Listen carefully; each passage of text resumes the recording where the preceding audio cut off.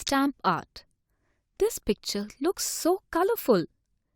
It is a simple and fun stamp art activity. Let us do it together.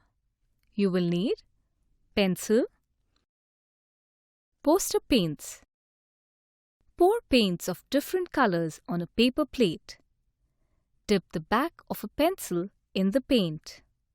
Dab it on any part of the flower to make colored dots. Repeat till the complete part is filled. Now, repeat with other colors to complete the image.